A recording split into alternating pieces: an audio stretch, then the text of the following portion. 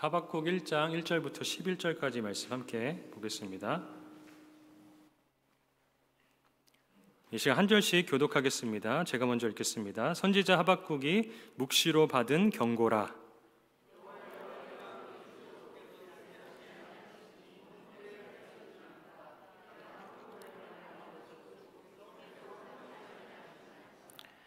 어찌하여 내게 죄악을 보게 하시며 패역을 눈으로 보게 하시나이까. 겁탈과 강포가 내 앞에 있고 변론과 분쟁이 일어났나이다.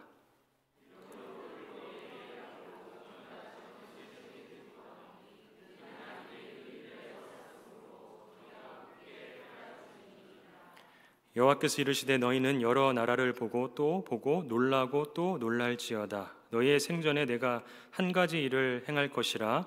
누가 너희에게 말할지라도 너희가 믿지 아니하리라.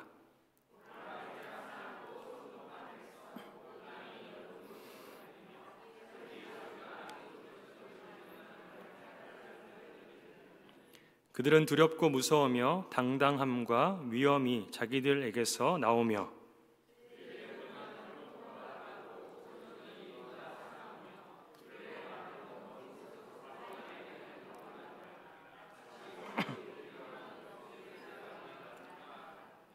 그들은 다 강포를 행하러 오는데 앞을 향하여 나아가며 사람을 사로잡아 모으기를 모래같이 많이 할 것이요.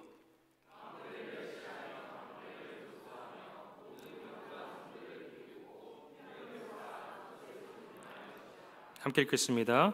그들은 자기들의 힘을 자기들의 신으로 삼는 자들이라. 이에 바람같이 급히 몰아치게 행하여 범죄하리라. 아멘. 함께 기도하겠습니다. 하나님 아버지 감사합니다. 오늘도 이 밤에 함께 모여서 하나님 예배하게 하신 것 감사드립니다. 우리 모두가 하나님 말씀 앞에 섭니다. 주님께서 성령을 통하여 하나님 말씀 깨달을 수 있는 은혜를 전하는 자나 듣는 자 모두에게 허락하여 주시어서 우리가 살아가는 세상 속에서 주님의 말씀대로 승리하며 살아가기에 부족함 없게 하여 주시옵소서. 감사드리며 예수님의 이름으로 기도합니다. 아멘. 유다 땅에 영적 개혁을 일으켰던 요시야 왕이 죽고 난 다음에 영적으로 도덕적으로 다시금 유다 땅은 무너지게 됩니다. 그러한 유대 땅의 현실을 바라보면서 하박국 선지자는 깊은 한탄을 내쉬게 됩니다. 그때의 현실을 오늘 본문 3절과 4절이 말씀해주고 있습니다. 3절 4절을 다시 보겠습니다. 어찌하여 내게 죄악을 보게 하시며 패역을 눈으로 보게 하시나이까. 겁탈과 강포가 내 앞에 있고 변론과 분쟁이 일어났나이다. 이러므로 율법이 해이하고 정의가 전혀 시행되지 못하오니 이는 악인이 의인을 애워쌌으므로 정의가 굽게 행하여짐이니이다. 소위 말해서 오늘날 사회적으로 기독교 정신이 굉장히 약해져 있고 또 하나님의 말씀에 대한 권위도 축소되어 있는 것처럼 그 시대에도 하나님의 말씀을 무시하는 악인들이 넘쳐났고 반대로 하나님의 말씀대로 살고자 하는 의인들은 고통받고 살아가는 현실이 그 시대에 펼쳐졌던 것입니다. 하박국 선지자는 이러한 유대 땅의 현실을 바라보면서 원망 섞인 말을 하나님께 말합니다. 오늘 본문 2절입니다. 여호와여 내가 부르짖어도 주께서 듣지 아니하시니 어느 때까지리까. 내가 강포로 말미암아 외쳐도 주께서 구원하지 아니하시나이다. 이 땅 가운데 공의가 세워지고 의인이 형통함을 누리는 것, 이것은 하나님의 말씀을 살펴봤을 때 굉장히 마땅한 일인데 어째서 하나님 지금 유대 땅이 이토록 공의가 사라지고 하나님의 말씀의 권위가 땅에 떨어지는 지경이 되었는데 하나님은 나의 기도에 아무 응답도 하시지 않으시고 어떻게 이러한 일들이 펼쳐지고 있는데 하나님은 아무런 행동도 취하시지 않으십니까? 라는 불만과 원망이 이 하박국 선지자의 입에서 터져나오게 된 것입니다.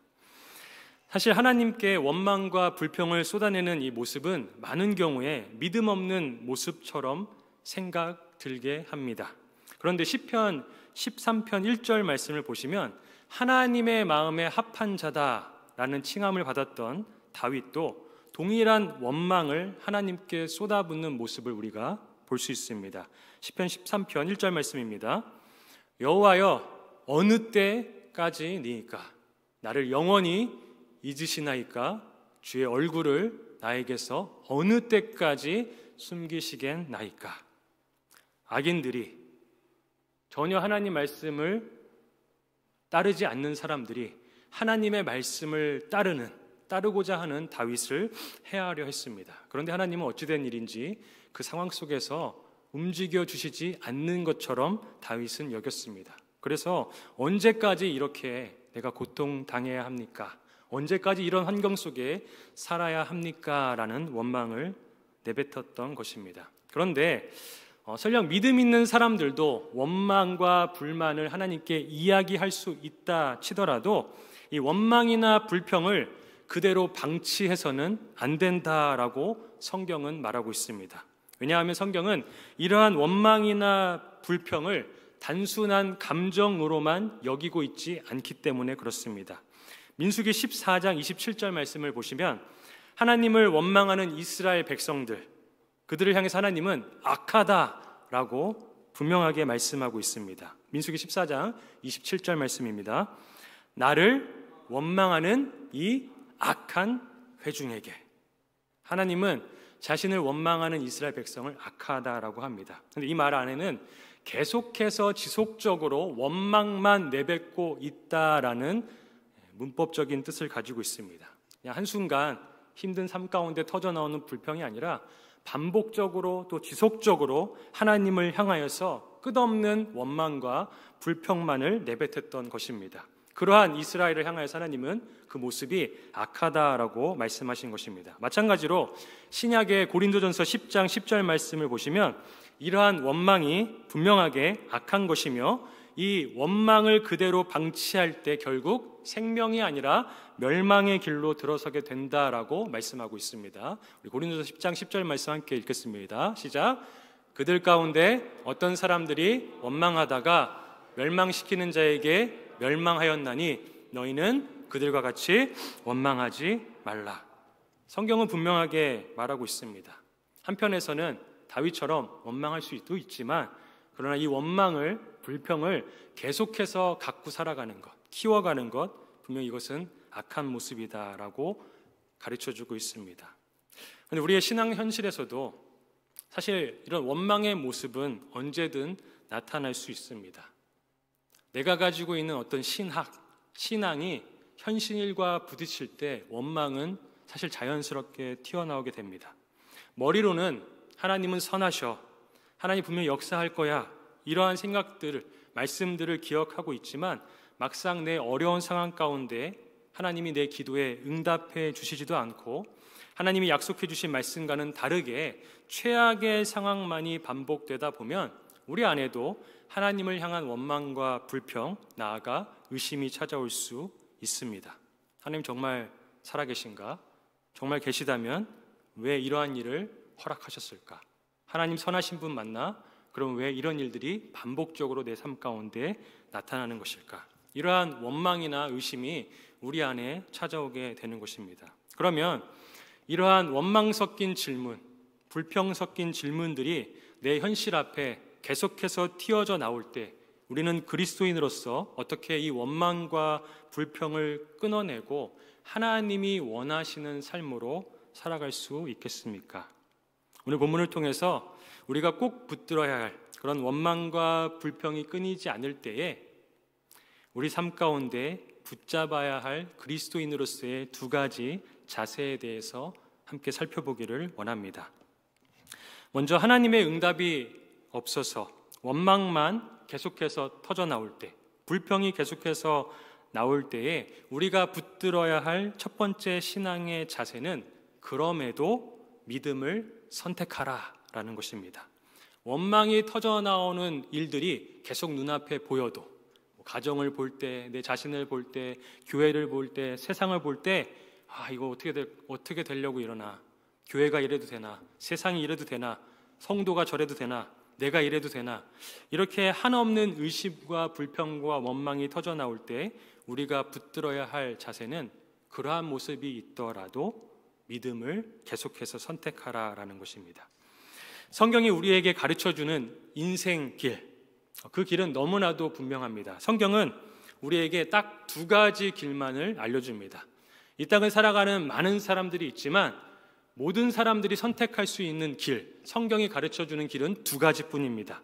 믿음을 선택할 것인가, 선택하지 않을 것인가, 이 두 가지의 길로 나눠지게 됩니다. 요한복음 1장 11절과 12절 말씀에 이렇게 기록합니다. 자기 땅에 오매 자기 백성이 영접하지 아니하였으나 영접하는 자 곧 그 이름을 믿는 자들에게는 하나님의 자녀가 되는 권세를 주셨으니, 예수님이 이 땅 가운데 오셨습니다. 예수님이 증명될 수 있건 여러 가지 합리적으로 추론할 수 있건 모든 것을 다 떠나서 성경은 선포합니다. 인생엔 두 가지 길밖에 없다. 이 땅 가운데 오신 하나님이신 예수님을 믿으면서 살기로 선택할 것인가, 아니면 그 하나님을 의심하거나 불신하면서 살아갈 것인가. 중립은 없습니다. 우리의 삶 가운데는 단 이 두 가지의 길만이 주어져 있는 것입니다. 최근에 제가 읽으면서 거의 펑펑 울었던 책 하나가 있습니다. 제목이 엄마 나는 왜 못 나아? 라는 책의 제목입니다. 어느 날 8살 된 딸이 뇌관 교종이라는 진단을 받게 되었습니다. 그러면서 의사가 이 엄마한테 청천벽력과 같은 말을 건넵니다. 이 아이는 한 달 정도밖에 살 수 없습니다. 졸지의 딸 아이가, 8살 된 딸 아이가 시한부 판정을 받게 된 것입니다. 그 소식을 듣고선 급하게 목사님이 찾아왔습니다. 목사님이 도착하자 겨우 참아냈던 울음이 다시금 쏟아져 나왔습니다. 그때 울고 계신 이 어머니에게 목사님이 이렇게 말씀했습니다. 울지 마세요. 하나님께 기도해요, 우리. 이 말을 들은 아이의 엄마가 어떻게 반응했을까요? 아멘. 엄마는 이렇게 말합니다. 기도? 왜 하필 제 딸입니까? 왜요? 왜요? 라며 분노와 함께 원망을 내뱉었습니다. 그런데 이 어머니가 다음과 같은 글을 책에 적어주셨습니다. 우리가 한 일은 단지 선택뿐이었습니다. 믿느냐, 믿지 않느냐. 이제 더 이상 해줄 수 있는 게 없었으므로 이왕이면 원망 대신 신뢰를 선택하기로 마음먹었다. 하나님을 향한 무한 신뢰. 믿음을 선택한다는 것은 원망이라는 것을 완전히 끊어내는 개념이 아닙니다. 오히려 원망은 터져나올 수 있지만 원망이 터져나오는 현실 속에서도 살아계신 하나님을 놓지 않겠다는 끈기이고 인내이고 결단입니다. 이것이 믿음입니다. 그러나 반대로 우리가 믿지 않기로 결정하는 순간, 어떻게 나한테 이런 삶을 주실 수 있어? 이런 하나님? 나 안 믿어. 우리 가정, 이 나라, 이 교회 왜 이 모양이야? 이렇다면 나 하나님 안 믿어. 하나님 없는 거야. 이런 선택을 해버리게 되면 말 그대로 우리가 앞서서 읽었던 요한복음 1장 11절과 12절의 말씀처럼 인생 끝으로 가는 길을 선택하게 될 뿐입니다. 그 원망으로 점철되는 길은 결국 멸망으로 이룰 수밖에 없습니다. 하박국 선지자도 자신이 마주한 현실을 보면서 아마 굉장히 답답했을 것입니다. 원망도 나오고 돌아가는 꼴이, 종교적인 모습이 한심스러웠을 것입니다. 망해가고 있는 나라 꼴이 답답했을 것입니다. 그러나 결국 하박국 선지자도 이 문제를 누구 앞으로 가져갔습니까? 2절에 기록된 것처럼 여호와여 어찌하여. 결국 그는 하나님 앞에 이 문제를 가져갔습니다. 원망이 나오지만, 불평이 나오지만 결국 하박국 선지자는 이 문제를 가지고 하나님 앞으로 나아가는 선택을 한 것입니다. 어려운 일을 만날 때, 하나님의 응답이 없을 때, 살아계심에 대한 의심이 찾아올 때, 하나님을 향한 원망과 불평이 우리 삶 가운데 나온다 할지라도 하나님과의 관계를 쉽게 포기하거나 돌아서지 않는 우리가 되기를 간절히 바랍니다.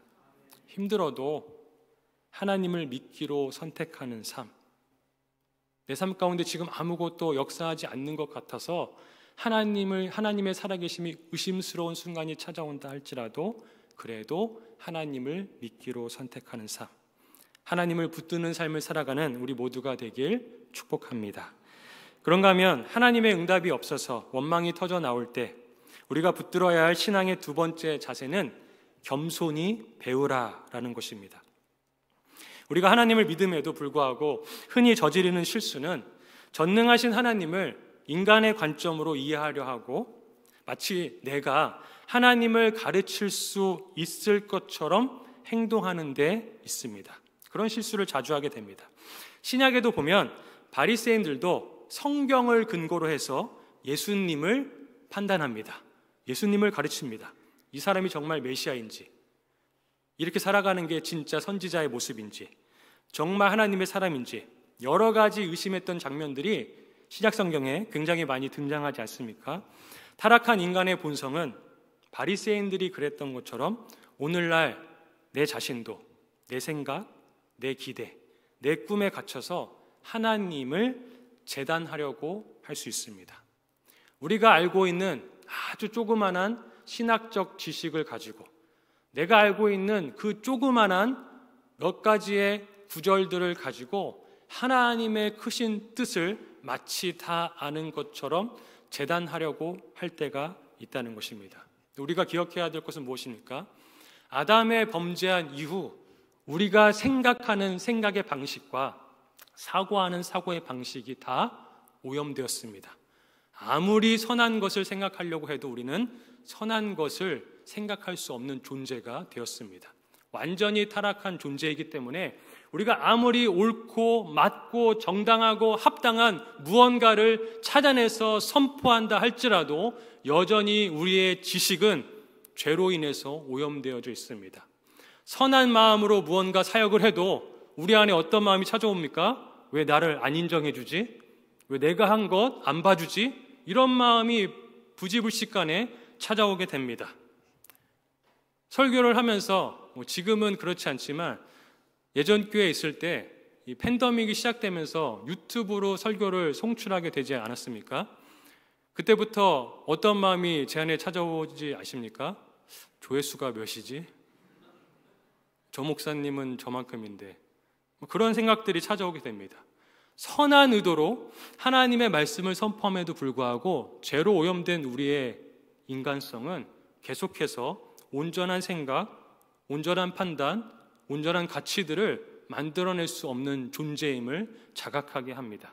그런데 그런 우리가 내 생각, 내 기대, 내 꿈에 갇혀서 하나님이 하시는 일들, 하나님의 계획, 하나님의 크신 뜻을 재단하려 한다면 그것이 바로 교만이 되는 것입니다. 하박국도 마찬가지였습니다. 그는 하나님의 공의가 침묵한 듯한 현실 앞에서 오늘 보면 2절부터 4절까지의 말씀을 통해 이런 의문을 던졌지 않습니까? 어째서 왜 주께서는 강포를 보고도 잠잠하십니까? 왜 내 눈으로 이런 악을 보게 하십니까? 이런 일이 합당합니까? 이렇게 돌아가는 것이 맞습니까? 하나님이라면 그러지 않으셔야 되는 것 아닙니까? 이러한 시선과 생각이 하박국 선지자의 생각 속에도 은연중에 자리 잡게 되었던 것입니다. 하나님께 따지는 것입니다. 그런데 전혀 응답이 없으셨던 것 같은 하나님께서 그때서야 말씀하시기 시작합니다. 오늘 보면 5절 말씀을 보겠습니다. 여호와께서 이르시되 너희는 여러 나라를 보고 또 보고 놀라고 또 놀랄지어다. 너희의 생전에 내가 한 가지 일을 행할 것이라 누가 너희에게 말할지라도 너희가 믿지 아니하리라. 이 5절 말씀의 하나님의 대답을 보시면 이 답변 속에 언급되고 있는 너희,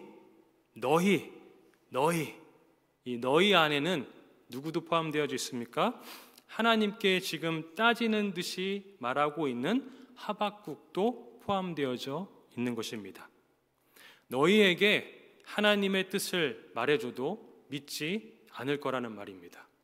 너희에게 알려줘도 이해하지 못한다라는 것입니다.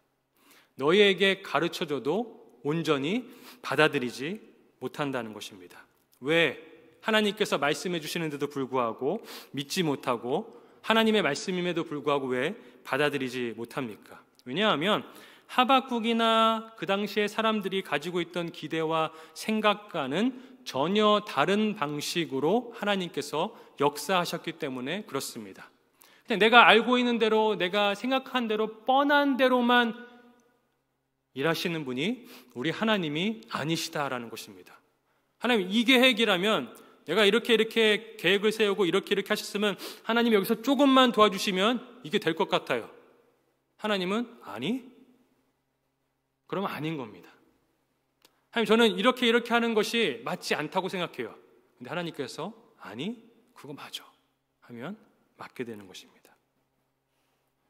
하박국 입장에서는 지금 사회가 이토록 이 지경까지 악해졌기 때문에 하나님은 지금 당장에 응답하셔야 된다라고 믿었습니다.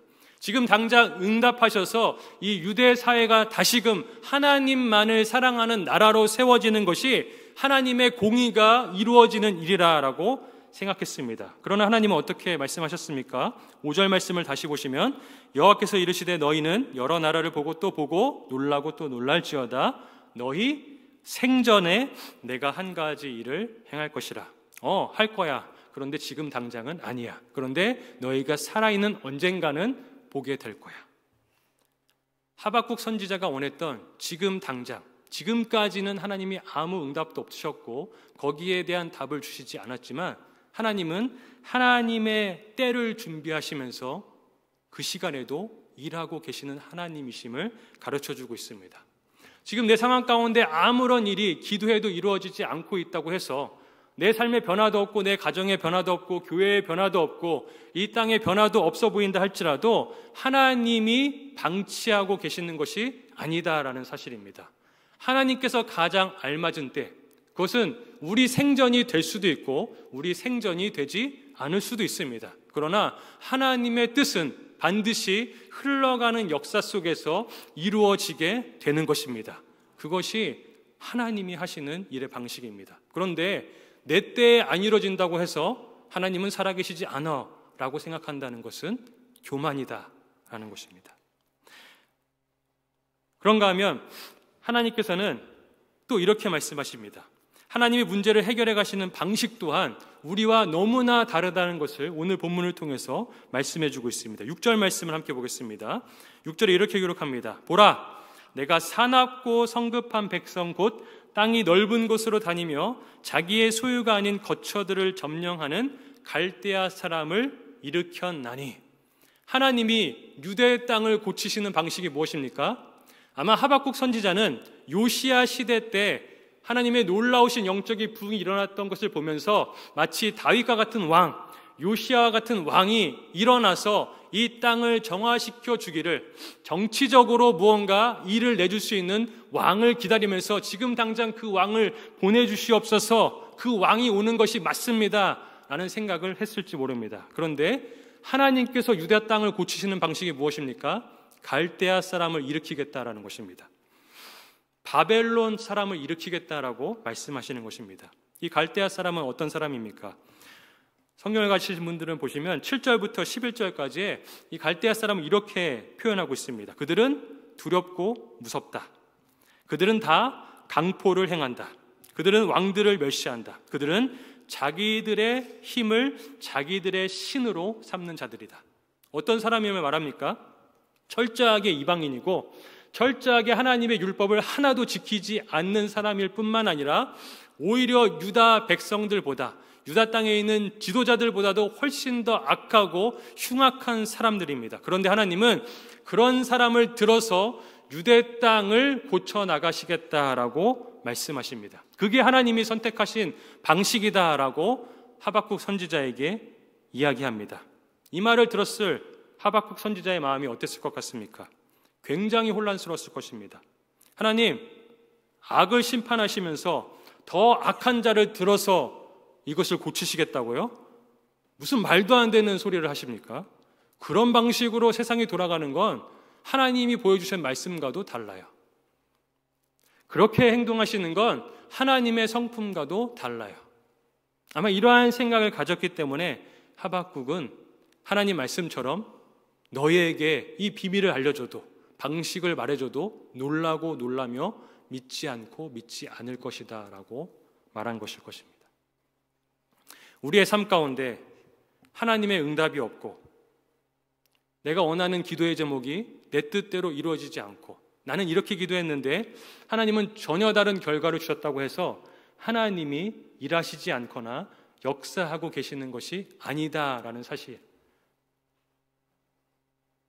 하나님은 여전히 나를 위해서 역사하고 계시고 나의 삶을 위해서, 나의 정결을 위하여서, 거룩을 위하여서, 변화를 위하여서 오늘도 친히 우리 삶 가운데 무언가를 행하시고 있다라는 사실을 믿음으로 받을 수 있는 저와 우리 모든 성도님들 될 수 있기를 간절히 소망합니다.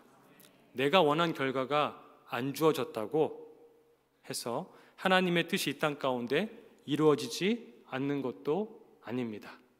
우리 교회가 더 부흥하고 더 잘 되면 너무 좋겠죠. 그걸 꿈꿉니다. 그런데 그렇지 않다 할지라도, 설령 지금 우리 생전에 그러한 일들을 보지 못한다 할지라도 하나님이 일하시지 않는 것이 아닙니다. 하나님은 지금도 일하고 계십니다. 만약에 큰 교회에서만 하나님이 일하고 계시다면 작은 교회는 다 속절없이 무너지기만 할 것입니다. 우리가 많은 연예인들이나 스포츠 선수들이 금메달을 따고 1등을 하고 나면 이 같은 자리에 서가지고 하나님께 영광을 돌립니다 라는 말을 하는 것을 듣게 됩니다. 만약에 1등한 사람들만, 금메달 따는 사람들만, 유명한 사람들만 하나님께 영광 돌릴 수 있다면 저 같은 사람은 평생을 살아도 하나님께 영광 한번 돌리지 못하게 될 것입니다. 하나님은 그런 식으로 역사하시는 분이 아닙니다. 내 삶 가운데 늘 실패만 있다 할지라도, 자랑할 것이 하나도 없다 할지라도 내게 호흡을 주시고 생명을 주신 하나님은 신실하게 내 삶 가운데 하나님의 뜻을 이루어 가시는 줄 믿습니다. 그 하나님을 신뢰할 수 있기를 간절히 소망합니다. 우리가 어떻게 해야 하나님의 뜻을 제대로 이해하고 배울 수 있겠습니까? 성경은 이렇게 말합니다. 잠언 1장 7절과 잠언 3장 5절 말씀입니다. 함께 읽겠습니다. 시작. 여호와를 경외하는 것이 지식의 근본이요 너는 마음을 다하여 여호와를 신뢰하고 내 명철을 의지하지 말라. 겸손히 배운다는 것은 결국 하나님을 이해할 때 시작되는 것이 아니라 하나님 이렇구나, 하나님 이렇게 하시는구나, 거기서부터 시작되는 것이 아니라 어디서부터 시작됩니까? 하나님을 그저 인정하는 데서부터, 경외하는 데서부터 진짜 배움은 시작됩니다. 진짜 지혜는 거기로부터 오게 되는 것입니다. 바울도 이렇게 말합니다. 고린도전서 3장 18절 말씀입니다. 함께 읽겠습니다. 너희 중에 누구든지 이 세상에서 지혜 있는 줄로 생각하거든 어리석은 자가 되라. 그리하여야 지혜로운 자가 되리라. 무슨 생각입니까? 이렇게 해야 하나님 일하시는 거야. 이렇게 하는 게 하나님 기뻐하시는 거야. 이게 정답이야. 물론 우리가 그런 것들을 계획하고 꿈꾸고 기도하고 간구하고 바랄 수 있습니다. 그러나 하나님 앞에서 나의 지혜로움을, 나의 힘을 빼고 오히려 하나님 나는 오늘도 어리석습니다. 하나님 나는 아무것도 모릅니다. 잘 모르고 할 줄도 모르고 할 수도 없고 그래서 하나님의 도움이 필요합니다.